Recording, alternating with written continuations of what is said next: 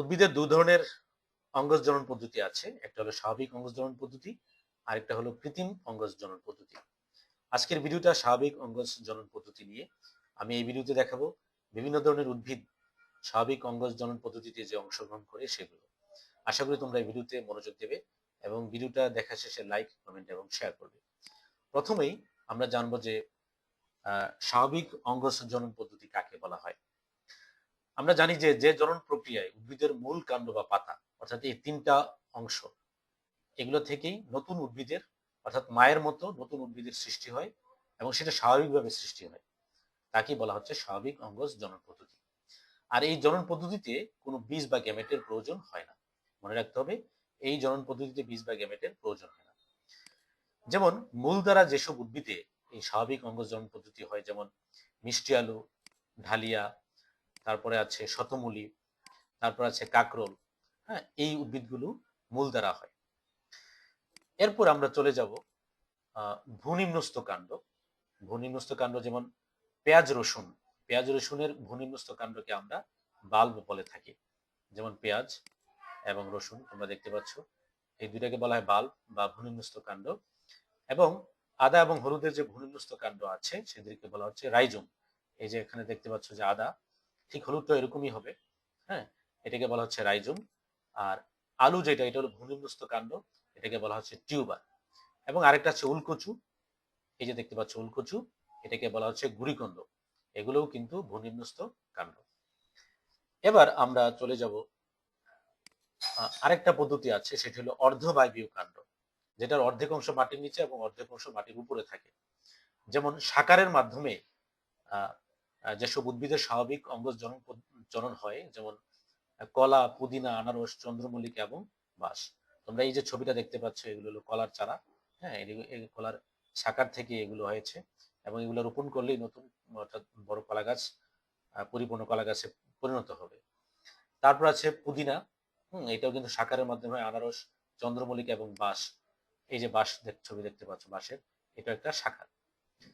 তারপর আছে রানার। হ্যাঁ, রানারের মধ্যে আছে স্ট্রবেরি এবং কচুর লতি। এই যে লতিগুলো দেখতে পাচ্ছ, এটি মাটির উপরে দেখো, মাটির উপরে আছে। হ্যাঁ, এদিকে এগুলাকে বলা হচ্ছে রানার। তাহলে স্ট্রবেরি এবং কচুর লতি, কচু যে কচুর লতি, এটাকে বলা হচ্ছে রানার। আর স্টুলন হয় আমরুল শাকের মধ্যে। এই যে শাকগুলো দেখতে পাচ্ছ, এগুলোর মধ্যে স্টুলন আছে। একটা যেমন এই যে পাতাটা, এই পাতা থেকে এই পাতার মধ্যে অর্থাৎ এই পাতা থেকে একটা সংযোগকারী একটা কাণ্ড রয়েছে, এটাকে বলা হচ্ছে অর্ধবায়বীয় কাণ্ড। আর এটাকে বলা হচ্ছে স্টোলন। আর আরেকটা আছে অফসেট। কচুরিপানার মধ্যে এটা অফসেটটা দেখা যায়, এটাও কিন্তু একটা অর্ধবায়বীয় কাণ্ড। এবং অফসেটটা জলজ উদ্ভিদে দেখা যায়, যেমন কচুরিপানা, তারপর আছে টুপাপানা, এগুলোর মধ্যে অর্ধবায়বীয় কাণ্ড থাকে। আর তাদের এই অর্ধবায়বীয় কাণ্ডটাকে বলা হচ্ছে অফসেট। এরপরে দেখো বুলবিল বা কক্ষমুকুলের মাধ্যমে হয়। কক্ষমুকুলের বা কক্ষমুকুল যেটাকে বলা হয়, যেমন চুপড়ি আলুতে এটা হয়। আমরা একটা ছবি যদি দেখি, যে একটা চুপড়ি আলু, হ্যাঁ, এটাকে বলা হচ্ছে বুলবিল বা কক্ষমুকুল। আর এই আলুটাকে বলা হচ্ছে চুপড়ি আলু। এই চুপড়ি আলুর মধ্যে কিন্তু প্রচুর পরিমাণে কোলেস্টেরল থাকে। তারপর আছে পর্ণকাণ্ড। পর্ণকাণ্ড হলো ফণিমনসা। এই দেখতে পাচ্ছ ফণিমনসা, এদের মধ্যে যে ছোট কাটার মতো যেগুলো দেখতে পাচ্ছ, এগুলো হলো পাতা। আর এটাকে যে প্রসারিত যে অংশটা, এটাকে বলা হচ্ছে পর্ণকাণ্ড। এই পর্ণকাণ্ডের মাধ্যমে এদের অঙ্গজ প্রজনন হয়। আরেকটা হলো পাতার সাহায্যে, আমরা যেটা জানি পাতার সাহায্যে হয় পাথরকুচি। এই যে দেখতে পাচ্ছ ছবিটা, এটা হলো পাথরকুচি। এই পাথরকুচি পাতার সাহায্যে হয়ে থাকে। এবার আমরা বিগত বছরের কিছু প্রশ্ন দেখি। বিগত বছরে বিভিন্ন বোর্ডে যে প্রশ্নগুলো আসছিল, যেমন প্রথম যে প্রশ্নটা, অর্ধবায়বীয় কাণ্ড দ্বারা প্রজনন হয় কোনটির? অপশনগুলোতে আছে শতমূলী, পুদিনা, আখ এবং কচুরিপানা। কচুরিপানা হলো অর্ধ বায়বীয় কাণ্ড, আমি একটু আগে বলেছি যেটা হলো অফসেট বলা হয়। কচুরিপানা, টোপাপানা, এগুলো অর্ধবায়বীয় কাণ্ড।